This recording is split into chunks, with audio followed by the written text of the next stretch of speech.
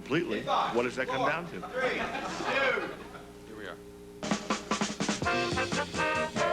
Tonight, almost live, it's America Tonight. 30 minutes of big-time TV on the UBS network, located on the UBS Broadcasting Mall in El Tacoma, California, the unfinished furniture capital of the world, with Pharoah, Fawcett, and the Sphinx, to uncover their own treasures. Sergeant Norman Botello, who makes Happy Kind look like a vegetable, and Sherman Hemsley, who will tell the truth for a change, with the music of Happy Kind and the Mirthmakers. And me, I'm Jerry Hubbard. Hi, everyone. And now, here's your host and mine, Mr. Bart Kimball.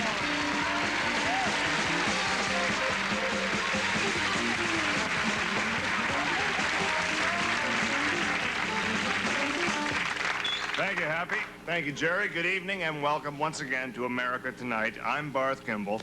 And the first thing out of the chute tonight, before we do anything else, I'd like to have some fun with pet peeves, okay? Actually, I'll talk about them and hopefully you'll be having the fun.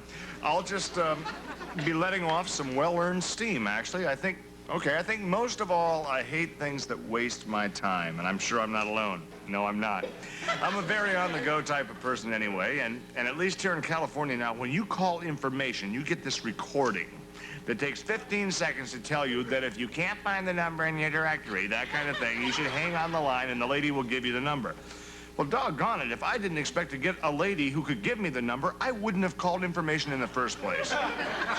But the phone company puts that recording on to waste some of our time in the hope that you'll get frustrated and hang up and use the phone book.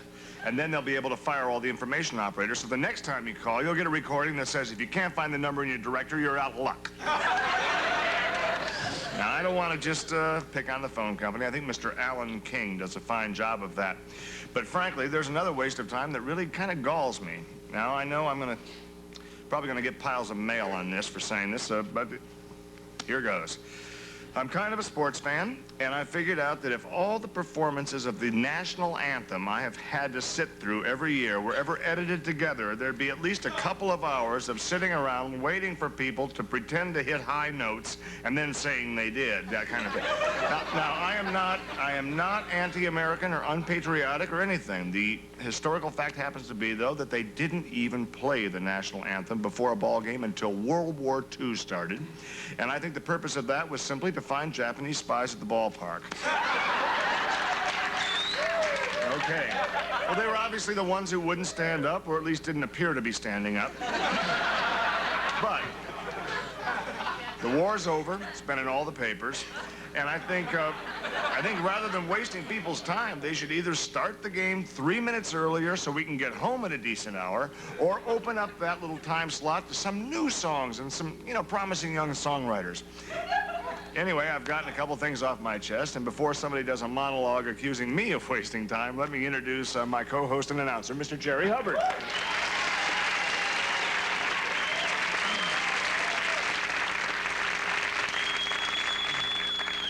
Do you have any things that bother you? Yes, I do.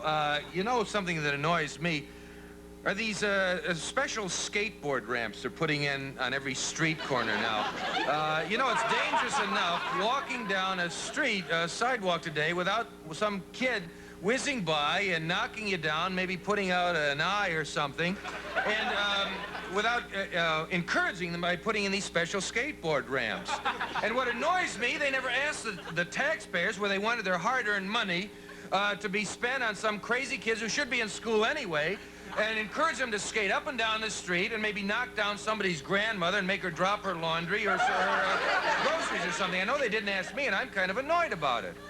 Well, I think it's well put, Jerry, and I think I certainly admire your guts for speaking out that way. However, I think the ramps you're talking about are put on the sidewalk for our handicapped people.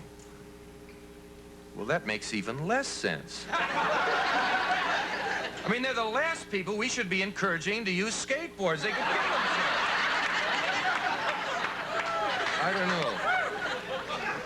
I just don't know. Well, I'll tell you, Jerry, one thing you do that kind of annoys me, and I just want to get this out of the air since we're talking about peeves, is that Jerry's one of those guys that cuts the cartoons out of the newspaper and then using a ballpoint pen will draw a little arrow to one of the guys and a little circle around the end of the arrow and then the word Lou or something like that and puts it up in his office.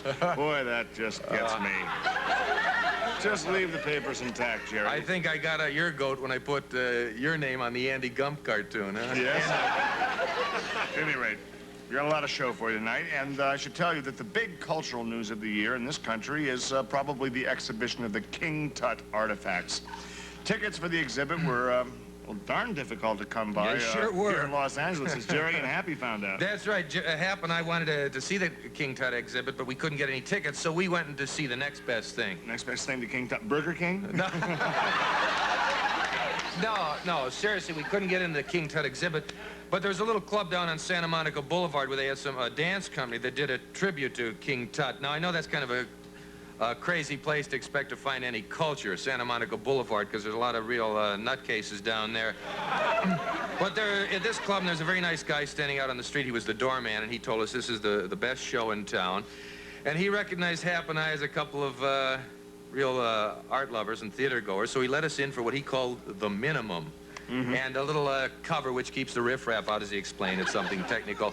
But anyway, this dance company does kind of an interesting tribute to King Tut with a little touch of humor in it, too, because they kind of get the audience involved. Really? This company, the girls call themselves Pharoah, Fawcett, and the Sphinxes. And this particular number, they got a couple of guys up from the audience to give them a hand. And on this particular night, Hap and I were the lucky guys they picked. Yeah. So they're going to do I think it's because we bought more drinks than anyone else or someone, I don't know. But this dance they're going to do, and since Hap and I were the lucky ones before, just to keep the fun going, we're going to volunteer to help them tonight, too. Is that right, Just Hap? like we were there. That's right. That's great. Only with no cover or no minimum. That's great. So it's Pharoah, Fawcett, and the Sphinxes, yeah. And you and Hap will be the Sphinxes? Well, no, they're the Sphinxes. I guess you'd call us the Sphincters.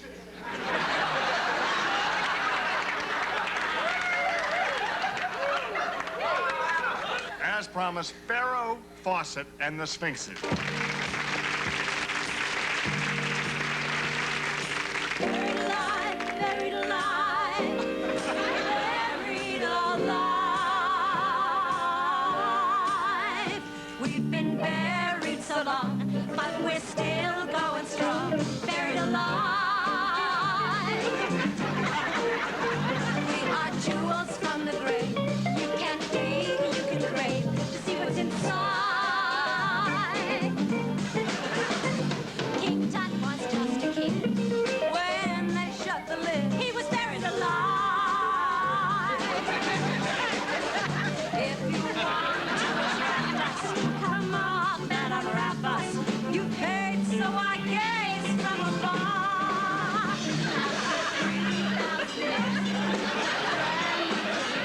Open that door. Tut, tut.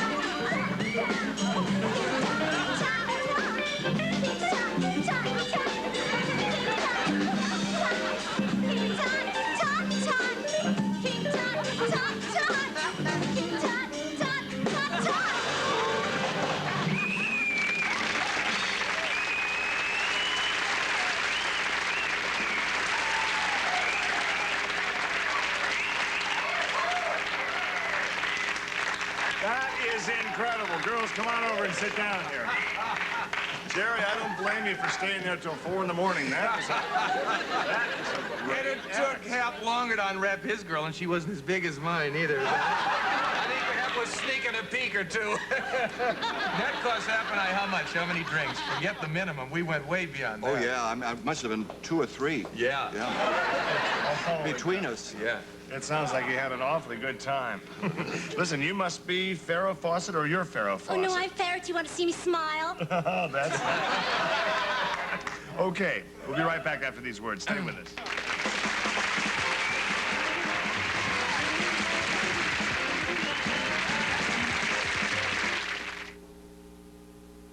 With us tonight is a very special guest. He's one of the foot soldiers in the war against crime. And, in fact, he's probably down in your area when you're working down there every now and then.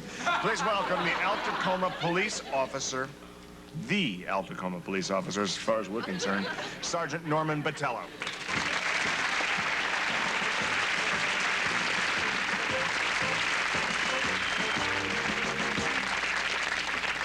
Well, you can't be on too good of terms with the police officers. So, Norman, I know you're a policeman.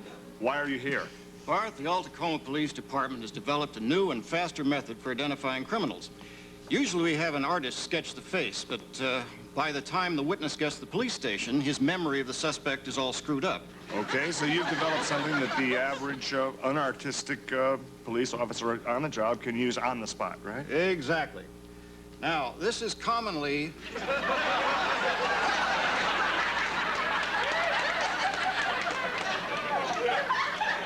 commonly known as a Mr. Potato Head. Right. However, we refer to him, our little helper here, as Inspector Spud. Inspector Spud. That's great. And that kind of gives it an aura of dignity, too. Okay. Now, let's say a crime is committed. You run down there, you take a potato out of your briefcase. Then what happens? Well, we ask the witness, what kind of nose did the perpetrator have? And if the witness says a large nose, well, we put on a large nose like that. See? So you can pick any nose you want, so to speak. I didn't mean to put it that way, but that's how it came out. I'm sorry. Then, You almost blew that. All right.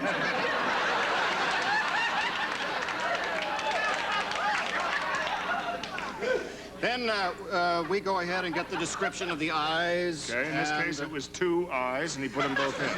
Right, and then the mouth. Okay, sure. And then we put on the ears. Now, maybe we can hold that up here with the one ear going in. There we are. Okay. So, Anyway, Inspector Spud here now is ready to be photographed and sent around to the various police precincts. I see. So they can all be on the lookout for anybody that answers this potato's description. Right? Right. You got to be careful, I suppose, that the police officer doesn't get hungry and eat the evidence. Well, you know how the kids call all of them pigs. They get hungry and gobble it down. Where is he? But I think I remember what he looked like. 4 years of varsity ball without a helmet. Now, Mr. Botello, to be honest, I don't actually see how Idaho Joe here can give us a very accurate picture of any suspect. It still looks like a potato to me, to tell you the truth. All right, I'll prove it to you. Okay. Let's say Happy Kind was a suspect. Okay. That's fair. Fair enough. Could be a crime against music or something like that. All right, now, can we hold this up here? You see what we have here? We have the bald head by simply peeling it. And this will go... Correct. A little Barney there. That's that little trim on top that he... For crying out loud. It's getting like Happy, isn't it? There he is. And his mouth is all puckered in there from playing that clarinet. Is that what you have? And okay, now That's great. That's Happy the rest Kind, all on right. it here. Now, ladies and gentlemen, Happy Kind. Look at that. Can you see that? That's with the headphones, and he actually did put the clarinet in. That's terrific. Well, we think all these will work, and I think they're very effective. As a matter of fact, we've made some startlingly familiar potatoes. Okay. For instance, now this is a picture of Charlie Manson. Okay. It's a family show. I don't see why we can't show it, so. And here is the Charlie Manson.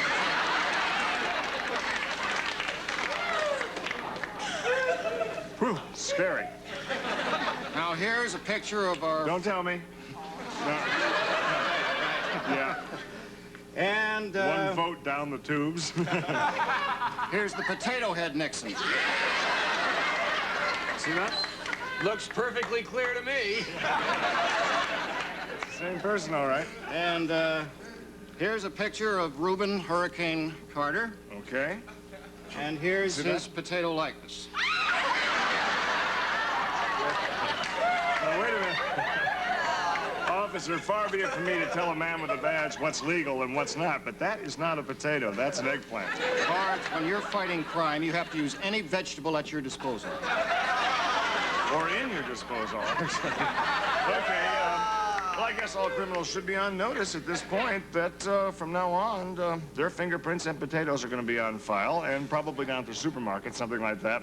I'm sure you'll be very successful in fighting crime this way, as long as we don't have an outbreak of potato blight or something like that. That's wonderful. Thank you for coming down here. Well, thank you very much. We'll be right back.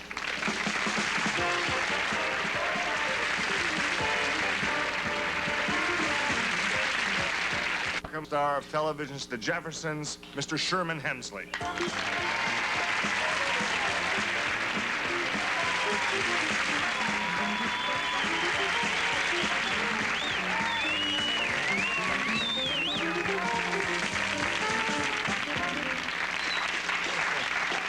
Thank you for coming. It's terrific. Your day off and everything? That's great. This is Norman Vitello, Officer Norman Vitello. Hi, how are you? How do you do, sir? I was watching backstage, you know, that potato head. Is very interesting. Thank you, sir. But the fresh produce is not the only weapon we use in our fight against crime. Sometimes we use these babies.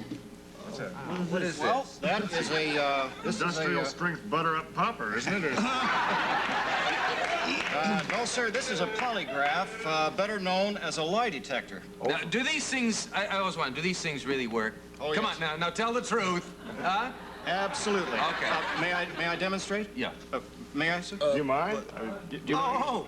These sensors are very, very sensitive to the slightest change in the body chemical reaction there.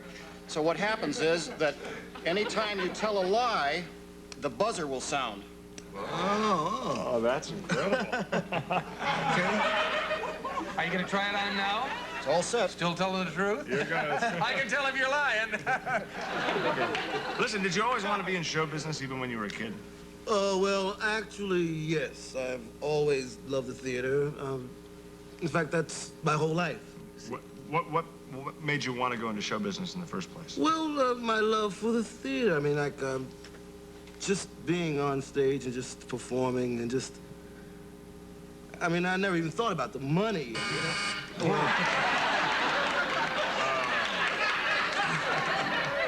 isn't that fun? Yeah. Well, I mean, I thought about it a couple of times, you know, like, Sure. but I knew it would be nice, but all I really wanted was, like, just sort of a modest living, you know, well, and, you know, I wanted to be very rich, actually. Yeah, okay. Oh, no buzzer. Listen, Sherman, I know your schedule. You do a lot of traveling. How does that affect your home life? Is it... Well, it's very difficult, Bart. I mean, my wife and I hate to be away from each other for more than a day, you know. but you know, weekend is all we can stand to be apart. You know, you have to get away once in a while. That's all there is to it. I mean, you just have to, like, I like, for instance, just to be home, like, reading through old plays and just old theater, and just my whole life is theater. Oh, that's Probably when you go fantastic. out on the road, you just spend a lot of time sitting alone in the hotel room and kind of bored to death, huh? Yeah, right. Well, I just... Well, listen, no, here's the... You know, you're so great on the show, The Jeffersons. Last year, you were nominated by the People's Awards as one of the best male TV stars on television. You and I think Ed Asner and Henry Winkler were nominated. Very deserved nomination. Very deserved. So, unfortunately, well, of course, Henry Winkler won, as everyone thought he would. But how did you feel? How did you feel about that? Well, first of all, I don't believe in awards. I mean, I just don't think they should be taken seriously. So, I mean, I wanted that sucker real bad. Well, I think you stand a pretty good chance of getting it, too, don't you think? Listen, we found out an awful lot about you, probably more than anyone ever knew before, or cared to know, possibly, I'm sure, about myself. And I just hope that you've had as good a time as we have, and I hope that you'll be watching us every night, huh? Oh, I mean, I've always watched this show. I mean, this is one of the... Well, you'll probably have us on pretty soon on your show as a guest appearance, too, huh? Oh, sure, anytime. Just when we have, you know, ample space or something. Sure. Listen, I hope you'll come back and see us again. Oh, a pleasure. Anytime. Just, Things don't always go perfectly around here, but we certainly try. Well, I've been on worse shows.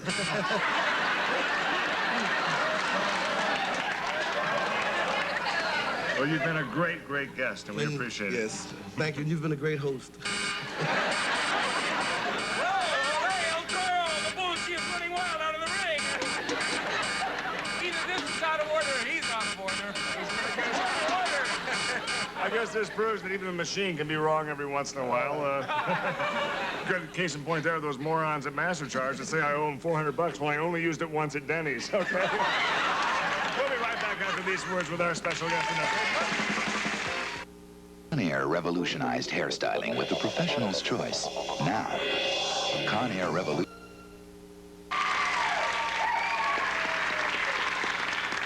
Girls, your production number was wonderful, and we can say that they are at the Leg Bender Club here in El Tacoma, California. So if you get a chance, come down there. Officer, fantastic. And Sherman, I can't thank you enough for coming on. It was really fun sitting here finding out exactly what the true story really was.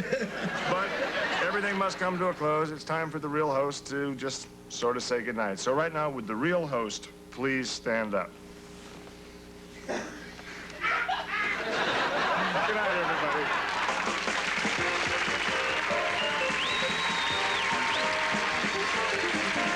Tonight, some members of our studio audience will receive the following. Classic curves from Dittos, the Feel the Fit Company. Pants to make every woman feel beautiful. In sizes 3 to 13 and 8 to 18. And a $25 gift certificate from Lillian Vernon's catalog. Jewelry, gifts, decor, personalized items, and things from practical to whimsical. And from Rival, makers of the Crock-Pot Slow Cooker, here's the new Crock Plate Stoneware Fast Cooker. Does the work of 10 appliances better. Furnished by Rival. Tonight at 11 on Monty Python, mechanical surgery provides Mrs. Zambezi with a new brain. Then it's international wife swapping from Redcar. Next, Dart at the top of the stairs. Appearance by Mr. Sherman Hemsley.